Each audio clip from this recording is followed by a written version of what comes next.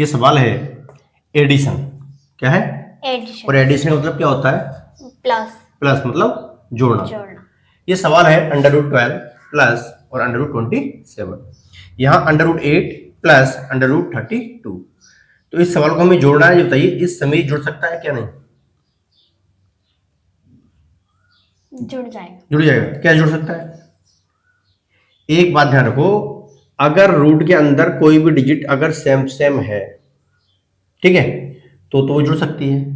Same same नहीं है तो वो नहीं जुड़ेगी। तो आप मुझे बताएं, यहाँ पर 27 है, यहाँ 12 है, तो जुड़ सकता है क्या? तो फिर तुमने कैसे जुड़ जाएगा? इसका मतलब है अभी तुम्हें सवाल नहीं आते हैं।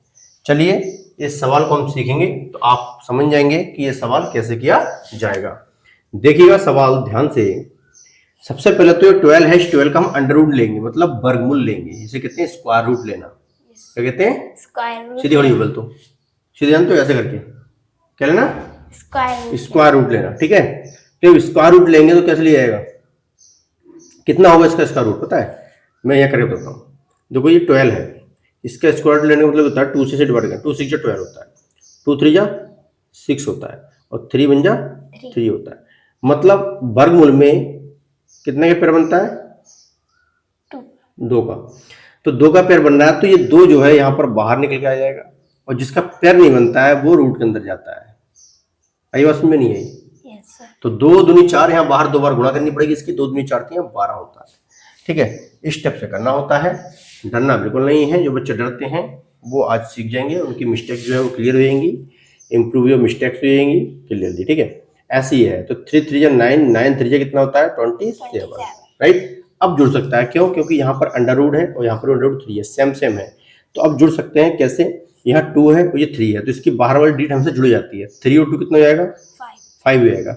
यहाँ पर √3 दोनों में से एक है, लिखा जाएगा। ठीक है, ऐसे करके। तो ये बन जाएगा आपका आंसर 5√3।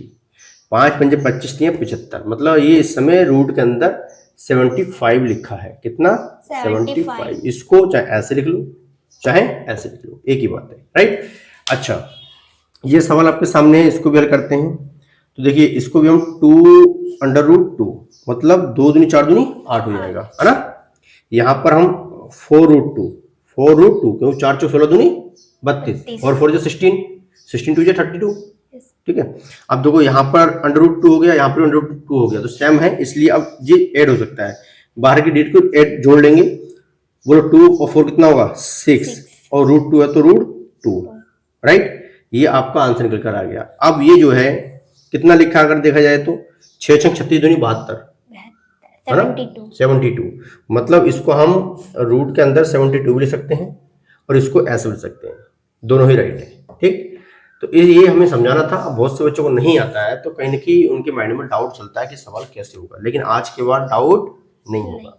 आवाज में नहीं आई? Yes sir. तो वो इस तरफ से सीखना होता है। चलिए दोस्तों, मिलते हैं नेक्स्ट वीडियो में। जितना हो सके वीडियो को शेयर करिएगा, क्योंकि अभी देखिए बहुत से बच्चों को डाउट चलता है इस सवाल में, तो कहीं ना कहीं बच्चा कंफ्यूजन में रहता है, क्योंकि अभी उससे स्क्वायर रूट लेना नहीं आता, वर्गमूल लेना नहीं आता। अगर कहीं सवाल ये दे दिया जाता है तो बच्चा बैठ जाता है और बच्चा सवाल नहीं हो पाता है। तो इसलिए जितना हो सके वीडियो को शेयर करिए। आपके रिलेशन में, आपकी फैमिली में जो बच्चे पढ़ रहे हैं वो भी सीख जाएंगे। मिलते हैं नेक्स्ट वीडियो में। जितना हो सके वीडियो को शेयर करना ना भूलिएगा। जय हिंद, जय भारत।